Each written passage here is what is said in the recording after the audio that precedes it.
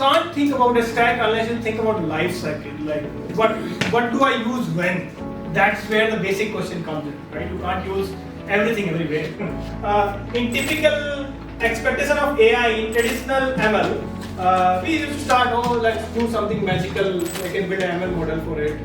How do I break my business metrics as evaluation metrics? So this is a time where you actually break, like business metric is fine, like the bird example that you put. So scope is just try whether it can work or not and whether it fits into my user expectation, my user workflow.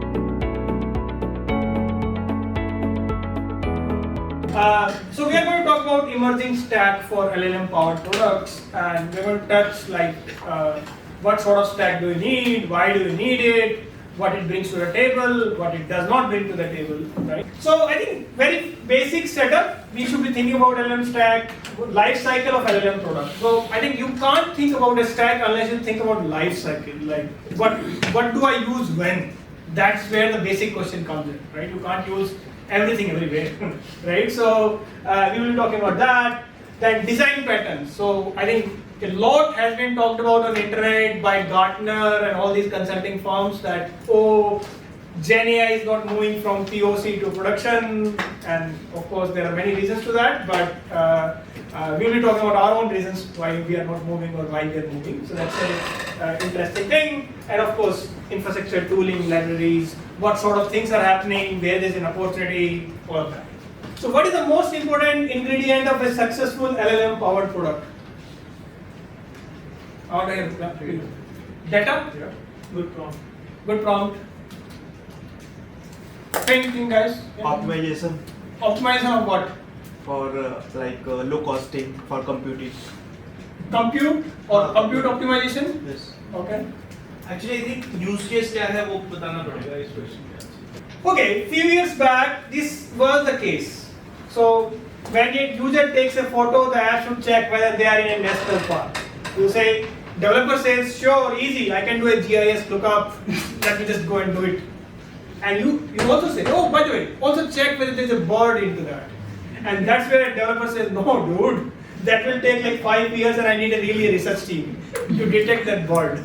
Right? Now you can tell, I can do this thing, if it is a startup, let me do it today. Right? Detecting birds. But I'm surprised, they didn't talk about GPS location at all. GIS. GIS is GPS. Yeah, global information. Another way to. Now, it's very interesting the world that we're living in. That while there's so much of foundational models that we talk about, proprietary and open source, but the other thing is that everybody has access to those. So where is the secret sauce? Where is? How do you create that differentiator? To have a business or have anything which makes money, you need to have something which is differentiation.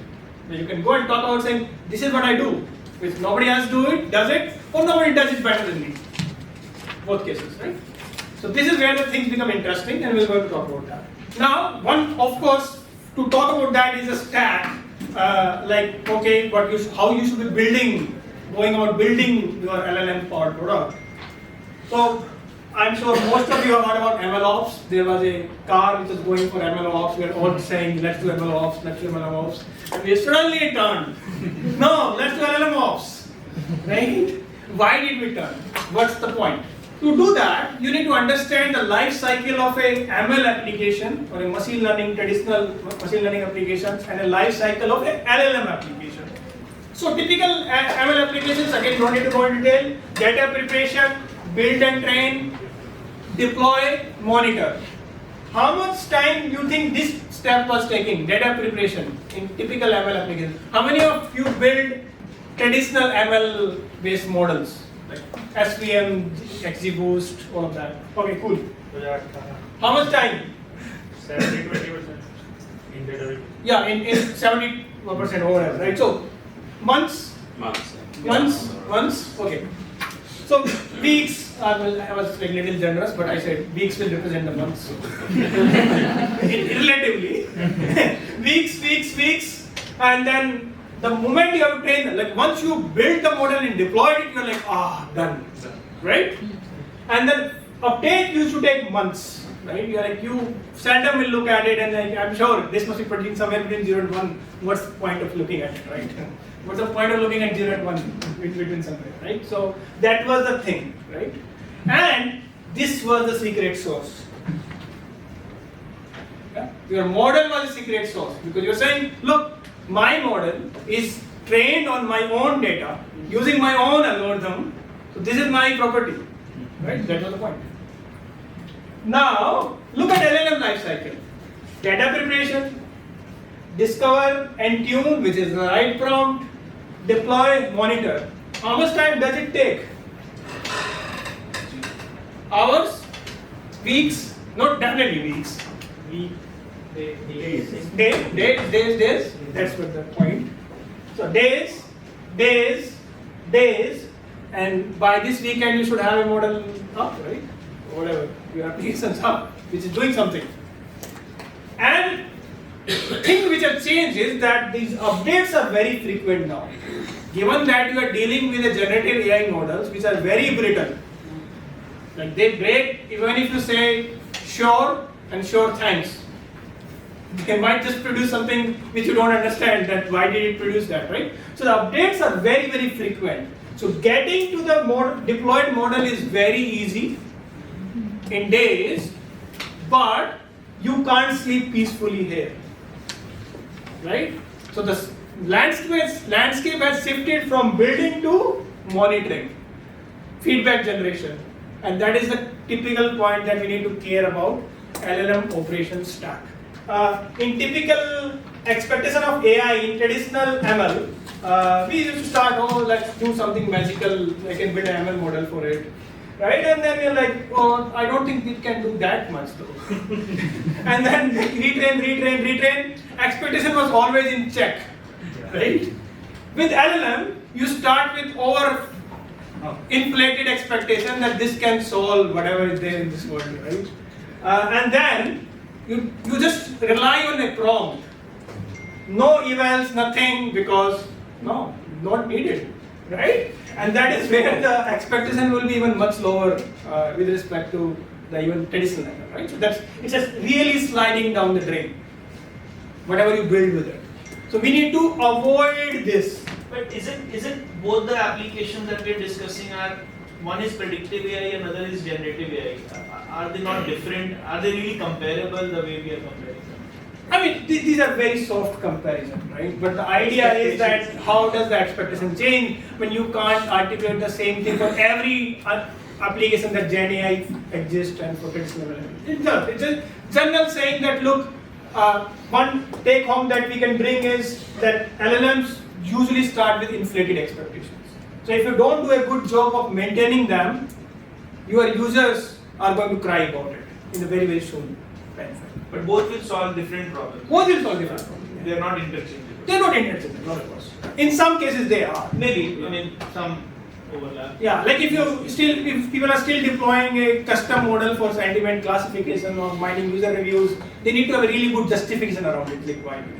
The typical development life cycle is that you scope the thing. So basically you quickly experiment and see whether something can work with LLM or not, right? And then you build it, you basically iterate it, design it, develop product, right? So basically do a whole build of loop here. You deploy it and you monitor it. So what we are going to talk about is that for each one of these steps, what are the tools that can help you? And what is the process that you may follow which can make your life easy? Right? Tools are there to make life easy, not the other way, right? But the important thing on all of these things is that you need to ask the right set of questions at every step. If you don't ask the right set of questions, means you don't have the right set of information to go into that step. Right? So that's the basic thing that we can take it from here. So what do you understand by scoping? So let's say somebody here says that, hey, can we use LLM for this thing? Like that, this thing could be, let's say, anybody has any idea what they want to do with LLMs? Like just throw me an idea. Here are the bird in the picture. Bird in the picture. So I want to spot, given a picture, I want to spot a bird into that, right? And just to make it interesting, I want to bring Rajat's algorithm of finding the segmentation, like literally to the pixel level where the word exists in that, and maybe I will replace it. So that's what I want to do, right? The first thing that I need to do is to test the waters, whether today's foundational models can do that thing or not, and which foundational model do I really need it, right? So, first thing that I need to answer is, does this task or feature product need LLMs, right? So the other person was saying, right? I think we need to be really judicious about saying, if it can be solved by traditional AI, let it be. Lesser compute, lesser money, better it is, right? So you need to justify whether you need an LLM for or not, right? Like for example, if we take a picture, finding a bird in the picture, right? If I go with traditional ML, what I will say? Hey, I need at least 10,000 samples where there is a bird and when there is no bird, right? But if I bring in an LLM or a foundational model, do I need 10,000? I don't need it. I need probably a couple of hundreds, maybe tens. That should be enough. That creates a business case that I need LLM. Right? You need to answer that question. You need to ask that question to yourself and answer it with the real data points. What are the business metrics that it will impact? Right? Like you're detecting bird, maybe you're detecting bird for some website which deals with bird species, right? So maybe they're doing this thing manually today, right? That they want to categorize, like a lot of these bird spotting websites are there, right? Where you upload things and they will basically categorize the whole thing. So you want to solve that problem. That is happening manual. What's the amount of money that you're spending there?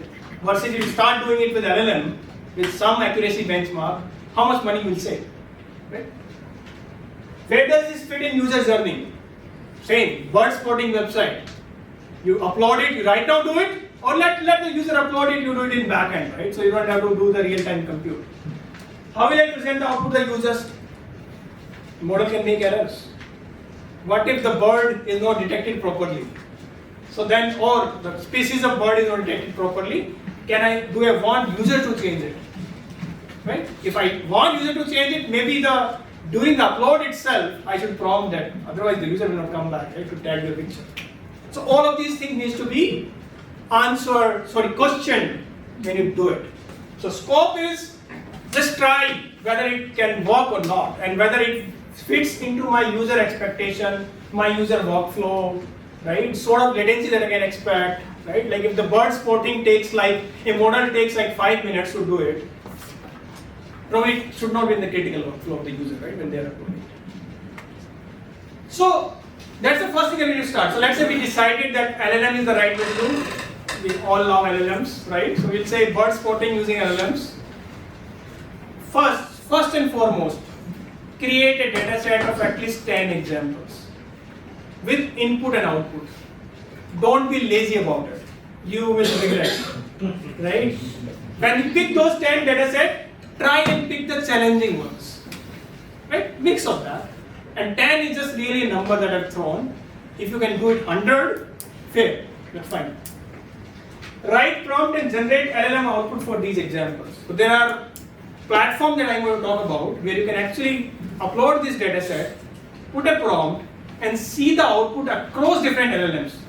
So you can actually make this very simple decision. Hey, can I go for an open source model or do I need a proprietary model? Should I be even paying to OpenAI? Right? You can make those decisions.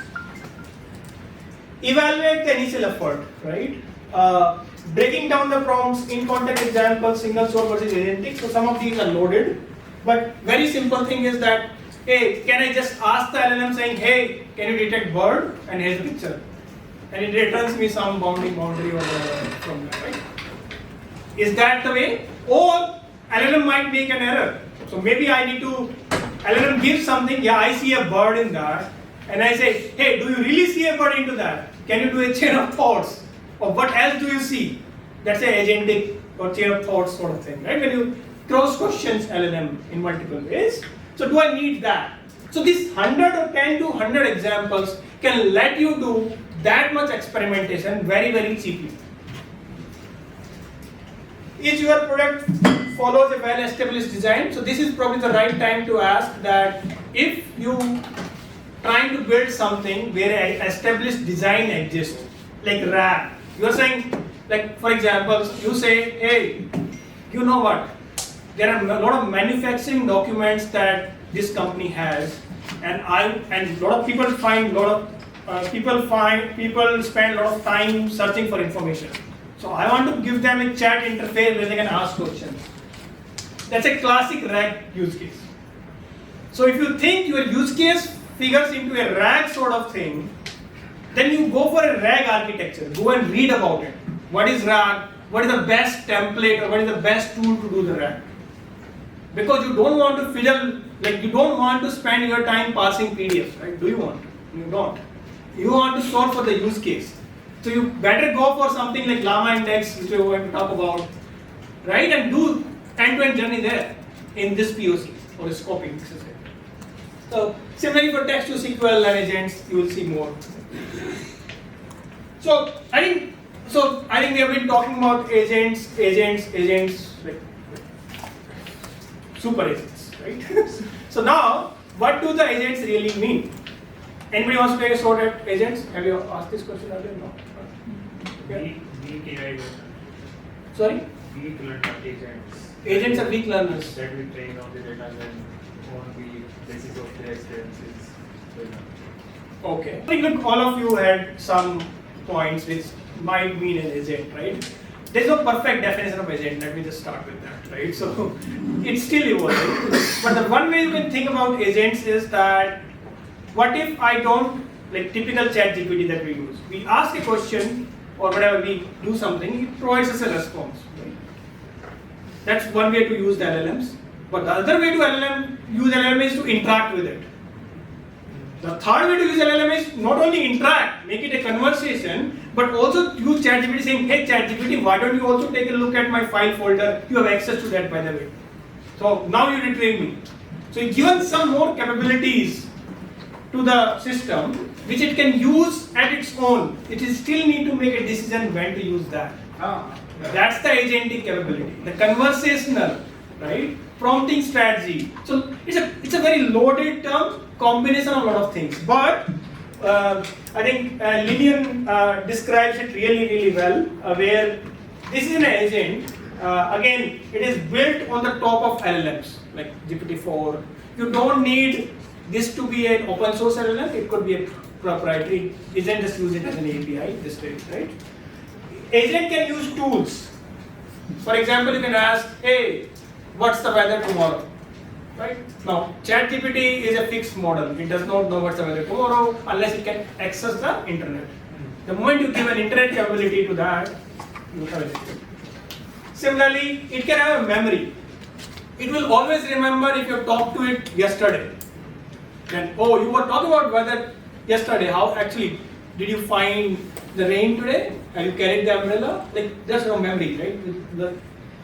Also planning. So agent can do like in typical prompting, you need to do planning yourself. A typical agent can plan by itself, right? Like for example, you can probably use O1 to do the planning, 4.0 or 3.5 to just create something, right? Oh, this is a very nice visualization. Now it will be easy for my team to explain what they're doing. Yeah, it actually is not mine. It's a Lillian Lillian, it's like on GitHub. I think I must have a reference also somewhere. No, I forget to put a reference. But it's done by her. It's very nice. Yeah, Nice, yes. Typically, You search for agent, this image is this is probably the first one that you will get. Tools to use. So we discussed the process that you create a small data set, run it on a prompt, see what you are getting. But how do you do that? Very simple tools, right? Chain force, open source tool can run online without login, or you can also install it locally, like a pip install. What you could do is bring in your dataset here, write a prompt here, pick the right model, pick a couple of models if you want to, and it will generate the output, and where you can compare specific metric that if you define, or even the across different LLMs you can compare. Right. So these snapshots are coming from two different providers, but this is what exactly they do. There are at least 10 SaaS software providers which lets you do this thing today. That's not a novel thing.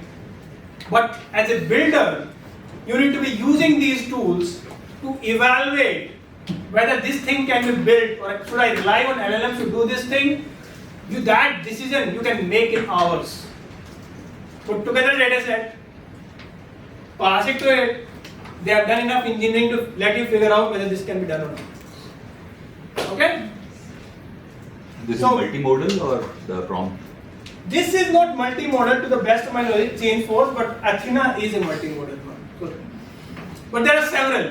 I think the moment you say tools like Chainforce, tools like Athena, like a G2 or something can throw 10 more.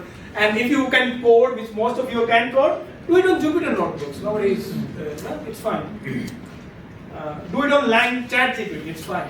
Right? But ChatGPT is a little bit more messy. You can't compare different models, all of that, right? So it's and in the people who don't code, it might be there. But even this does not require coding. That's a beautiful part of it. It's like a chain. You just drag and drop. I was hoping to give you a live demo, but it will take time. Otherwise, yeah. But it's very simple. What are the common mistakes that people make in scoping? So this is, I'm sure you must have, if you have tried to build an LLM application, you must have gone through this thing several times, where not enough effort has been put into scoping, which is trying to figure out the boundary of what I want to do, why I want to do, and then going into building, spending months to try to solve something, and then later you figure out, that's. So scoping is very important, folks. Very, like whether you spend hours or you spend weeks into that, that's immaterial. A lot of time, and that goes to the inflated expectation, the graph that was showing it, right? If you don't try on a diverse data set, even 10 examples or 100 examples, you don't understand the boundary of what LLM can do or cannot do. A lot of time actually YouTube did really well, because this is a word that I use with my team very frequently, that machine learning engineers are not really good at articulating the boundary. They think everything can be solved, so you will only find two set of people. One who think everything can be solved, and the other people, nothing can be solved. But truth is in between somewhere. Cool. Building, making it real. So we pass the scoping, saying, like my data set, like OpenAI models are doing really well on these 100 examples. I think I can make a business out of it, or I can make a killer app out of it, whatever. How do I break my business metrics as evaluation metrics? So this is a time where you actually break, like business metric is fine, like the bird example that we put.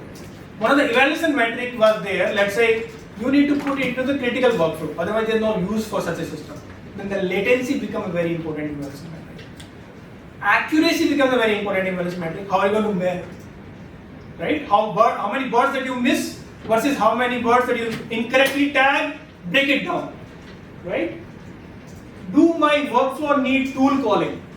Like in this one, do I need a tool calling? Tool calling is that, do you want it to be agentic? Like latency, how do I build product UI UX to take care of hallucination error? So what's the cost of error? If I'm not building that bird thing, or let's say I'm building that bird thing for a hospital, animal hospital, maybe the error count, like I can't tolerate even single error. Is this the way to go then? Can I ever rely on LLM to produce 100% accuracy? Right? So you need to evaluate, ask those questions to yourself. What are the high level cost estimates, right? Like, yeah, this is fine, somebody is doing manually today, but with LLM also are you able to get that efficiency gain, right? And the issue with most builders, startups, corporates, enterprises, is that they don't ask these questions. They don't. Or they ask one or two questions. And it's that novelty effect which plays into their mind saying, oh, this is a cool thing to do. Detecting bird in the image. What are higher cost estimates? Difficulty here is when you go open source LLMs, non-proprietary based. You can't test out the cost parameter because not a lot of services allow you to test that. Like for example, GPU cost whenever we are using Llama for inferencing.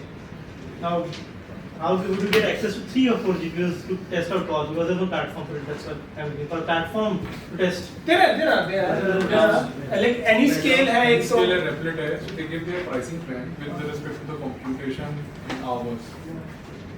So there are now, like for example, there is I know any scale is there, and there are a couple of them which actually make together.ai is one, where because they are hosting language model, like open source language model, they are just doing hosting, they can actually break down the pricing at a level which GPT gives you.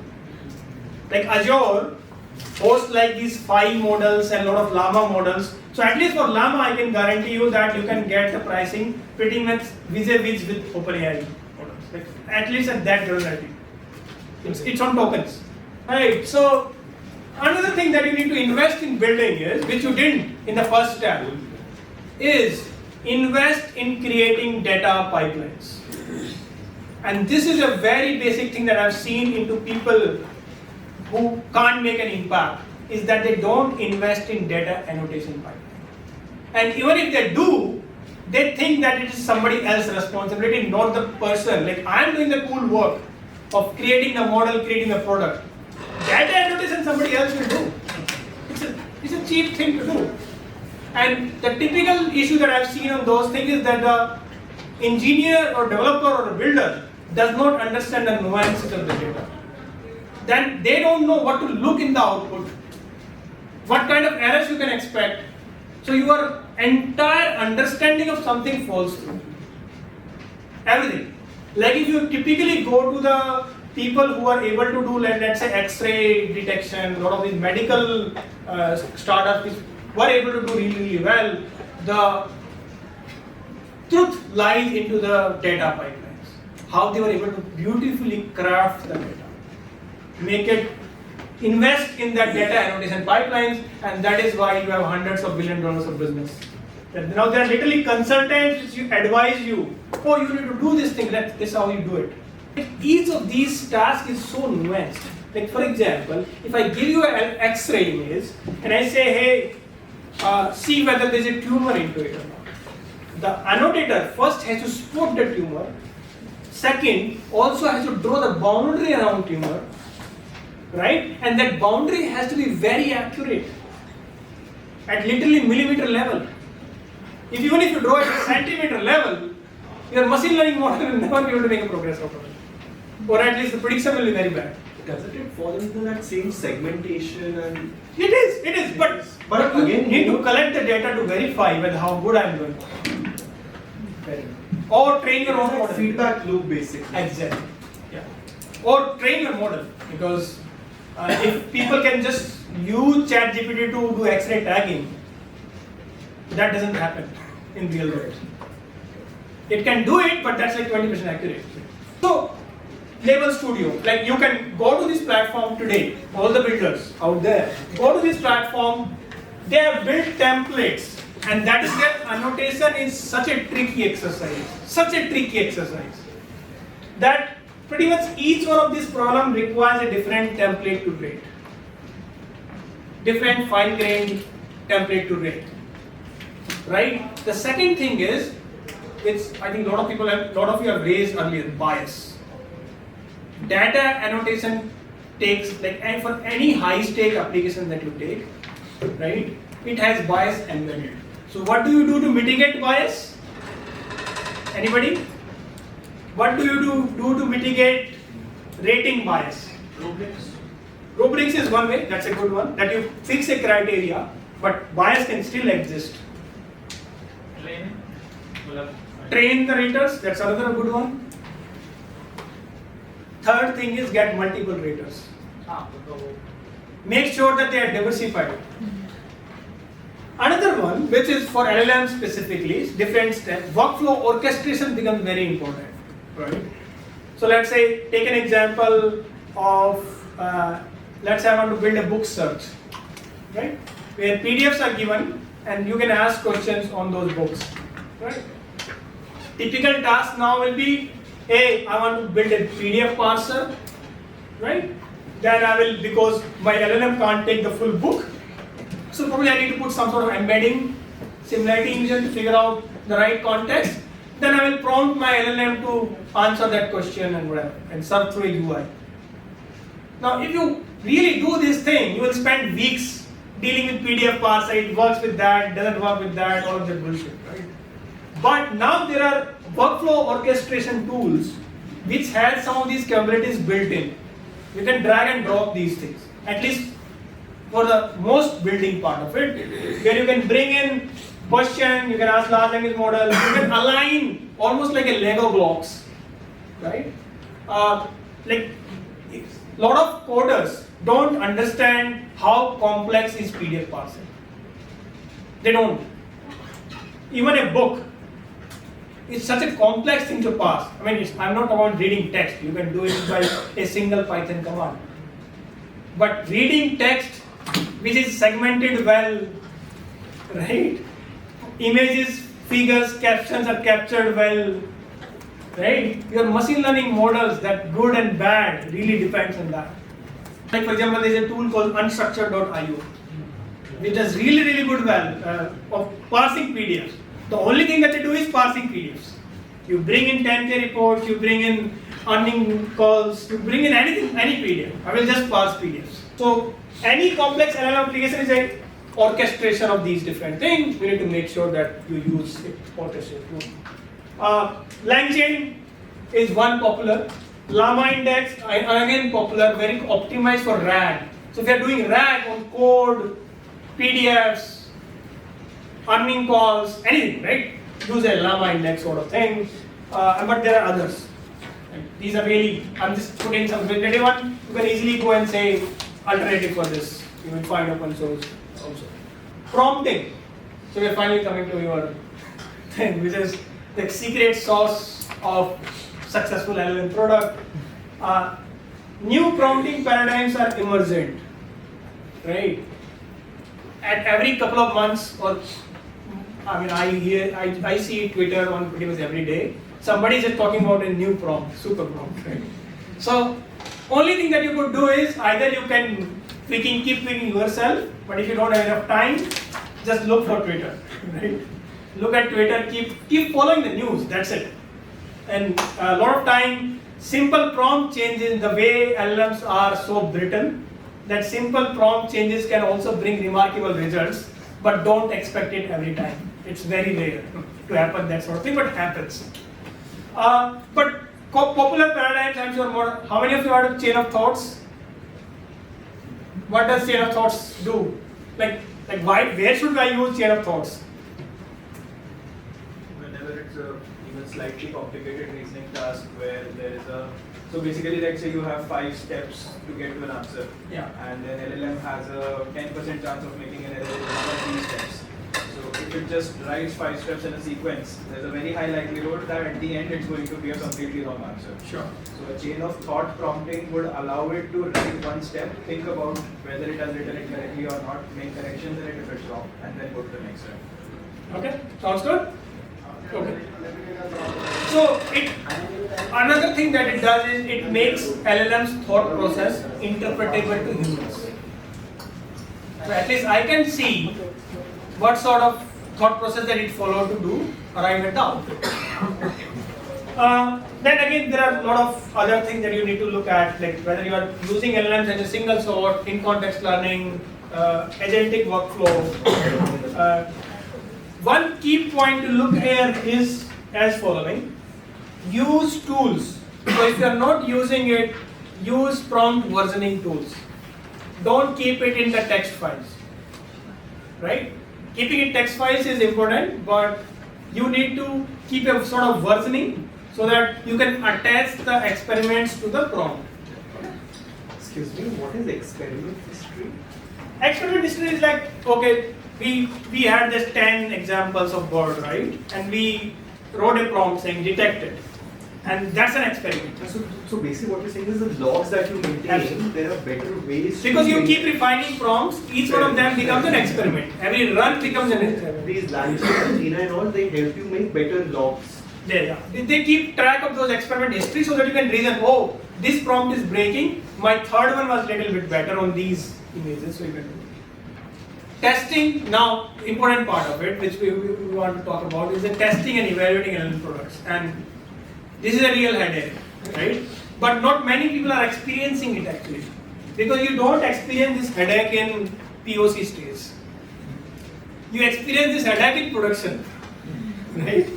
So where you're like, oh, why didn't I do a good job of evaluating them?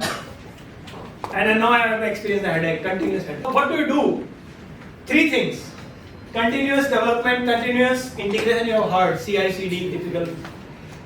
For LLM we really need continuous improvement. These 2 things needs to figure into continuous improvement. This is like, how do I continuously improve on the output that I generate? This is one, very simple. Inputs, LLM generate outputs. You always evaluate your output, right? How will you evaluate the output? We'll come to the next slide. But unless you put evaluation indicators both in build stage as well as deployment stage, you are going to have that headache. So that's where it's very important that evaluation criteria, evaluation prompts needs to also be written, and you need to spend enough time here.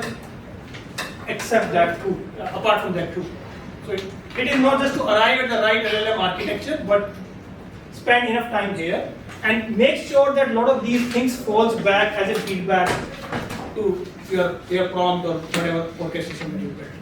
Assertions. So wherever you can apply, use a similar software testing assertions. Does this exist in my output? Right? In a lot of applications, you can actually find assertions. So you apply there. Model evaluations. In a lot of cases, you can actually frame a task. Let's say, for example, in meetings, right? Let's say you build a meeting summarizer. Now the output is a pure generated text. Now you will like, oh, how do I test there? Right? It's a text piece of paragraphs. But you can generate some micro tests, like whether, hey, is this description look consistent to this style? Because you are given some style constraint in the prompt, right? So you want to make sure that the output adheres to that. We will have a more detailed session by Unnam tomorrow, where you will actually see how do you design evaluations. But the idea that you need to take home is that assertions, model evaluations, where model evaluation does not work, human evaluations, and A/B testing. Now they are not mutually exclusive when you need to use in between them. For some you have to use multiple, for some you have to use one. But this is incredibly important when you take things into production and you need to do a good job in the build stage. Again, variety of tools here, Langsmith, Brain Trust, Arise, there's so many of them. Again, evaluation does not mean that if you throw it to a tool. So just like we talked about rating, where you are continuously involved, you need to be continuously involved in creating evaluations also. So tools can only help you so much there. It can help you put it together, but you still need to build evaluation. Like, what do I want to evaluate? That's the question that you need to answer. Key tools that you need to look at: Portkey, Galileo, saving cost on caching, using LLM router, make it more reliable. You can call multiple LLMs together. All those things. So make data your friend. So the more you analyze, create, annotate, breathe it, live it, better it is. Because LLM requires only small data. It does not require big amount of data. But that small data has to be high quality. That's a key input to the model. Second one is focus deeply on your user workflow domain and the use case. If you don't do it, differentiation will not come, right? And over time, you need to keep building that. That's a context part of it. Evaluation should be omnipresent. So it should not be thought like a software testing, that let me build the software and then I will test. You should be evaluating from the day one, even before you write a prompt together.